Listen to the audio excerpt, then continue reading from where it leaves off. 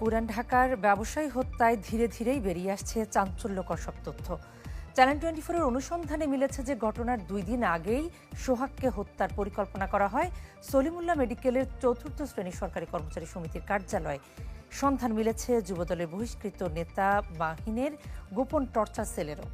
সবুজ হোসেনের ক্যামেরায় কাজী ফাসলের রিপোর্টে থাকছে বিস্তারিত। তার সম্পর্ক ছিল ভালো, কার উপর মহিনের এদের সম্পর্ক ছিল। জীবনের ঝুঁকি থাকায় আড়াল থেকেই চ্যানেল 24-এর সঙ্গে কথা বলেন মিটফোর্ডে ব্যবসায়ী হত্যার এই প্রত্যক্ষদর্শী। জানান সোহাগ হত্যার পরিকল্পনা হয় 2 দিন আগেই সলিমুল্লাহ মেডিকেলের 4র্থ শ্রেণী সরকারি কর্মচারী সমিতিতে। সেই বৈঠকে ছিলেন সমিতির সভাপতি মোজাফফর হোসেন বাবুলও। 2 দিন আগে মিটিং হয়েছে 4র্থ শ্রেণী অফিসে। মহিন ছিল, অপু ছিল, 10 জন থেকে 12 জন।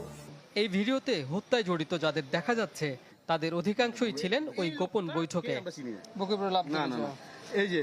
অনুসন্ধানের এক পর্যায়ে খোঁজ মিলে সোহাগ হত্যার নেতৃত্ব দানকারী মাহমুদ হাসান মাহিনের গোপন টর্চার সেলের।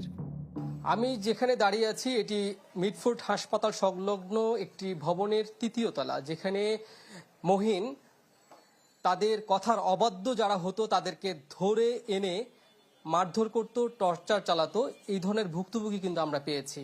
এটা ওনারা এসব বস্তা আড্ডা মোটে এটাই ওনাদের ছিল। মানুষজনের নিয়ে এসে মাইর দূর করা হইতো, যেমন আমরাও মাইর খেয়েছি, আমাদেরও বাসায় 3বার লোক যাওয়া হয়েছে। কক্ষটিতে ছড়িয়ে ছিটিয়ে ছিল বিভিন্ন জিনিসপত্র। মহিন গ্রেপ্তারের পর যেখানে লুটপাট চালায় একটি পক্ষ। মহিন সিন্ডিকেটের কবলে পড়া অনেকেই চ্যানেল 24-কে জানান নির্যাতনের ভয়াবহতা। হাসপাতাল প্রাঙ্গণ থেকে শুরু করে ফুটপাত, দোকানপাট সবখানে ছিল তাদের দৌরাত্ম্য। কোনো দলের লোকে নাই, কাজ করি ভাত খাই, আমার কি অপরাধ তোরা আজকে আমার দোকানটা নিয়ে নি?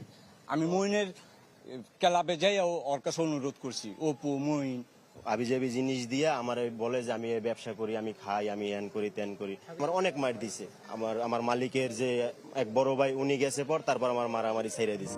গণ অভ্যুত্থানের পর বহিষ্কৃত যুবদল নেতা মহিন ভুক্তভোগীদের আওয়ামী দোষর আখ্যা দিয়ে চালাতো নির্যাতন আর চাঁদাবাজি।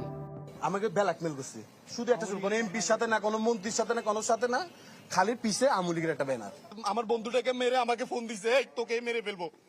আমার মহিন অপু বলছে মেরে ফেলবো, তুই এখন মিট করছে। আর আমি ভয়ে এলাকা ছেড়ে গেছি।